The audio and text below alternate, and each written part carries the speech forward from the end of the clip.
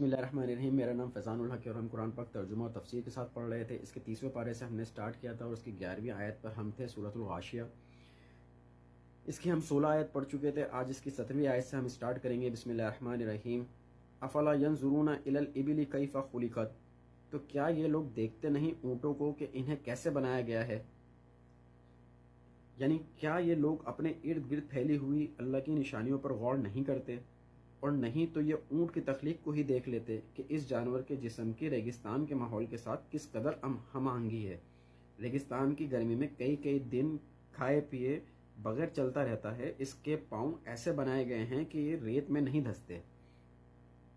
وَإِلَى السَّمَاءِ كَيْفَ رُفِعَتْ، اور کیا یہ دیکھتے نہیں آسمان کو کہ کیسے بلند کیا گیا ہے؟ یہ ماہرین فلکیات کے لیے صلاح عام ہے کہ وہ اس میدان میں تحقیق کر کے ستاروں اور کہکشاؤں کی دنیا کے اسرار اور موضوع معلوم کریں۔ وَإِلَى الْجِبَالِ كَيْفَ نُصِبَتْ، اور کیا یہ دیکھتے نہیں پہاڑوں کو کیسے گاڑ دیے گئے ہیں؟ پہاڑوں کی بناوٹ اور کرۂ ارضی پر ان کے اثرات وغیرہ کے بارے میں تحقیق کرنا ماہرین ارضیات کا کام ہے۔ وَإِلَى الْأَرْضِ كَيْفَ سُطِحَتْ، اور کیا یہ دیکھتے نہیں زمین کی طرف کہ کیسے بچھا دی گئی؟ ان آیات میں اللہ تعالیٰ کی آفاقی نشانیوں میں سے چند نشانیوں کا ذکر کیا گیا ہے۔ یہ مضمون قرآن میں بار بار آیا ہے، لیکن ان آیات میں خصوصی طور پر قرآن مجید کے مخاطبین اولیاء سے خطاب ہے۔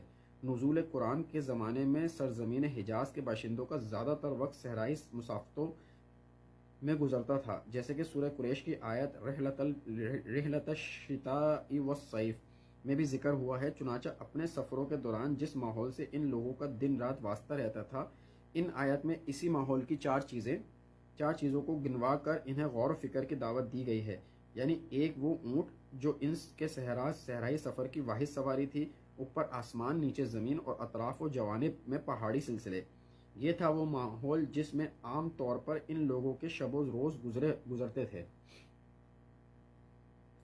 فذکر انما انت مذکر، تو اے نبی صلی اللہ علیہ وسلم آپ یاد دہانی کراتے رہیں، آپ تو بس یاد دہانی کرانے والے ہیں۔ لست علیہم بمسیطر، آپ ان پر کوئی دروغہ نہیں ہیں۔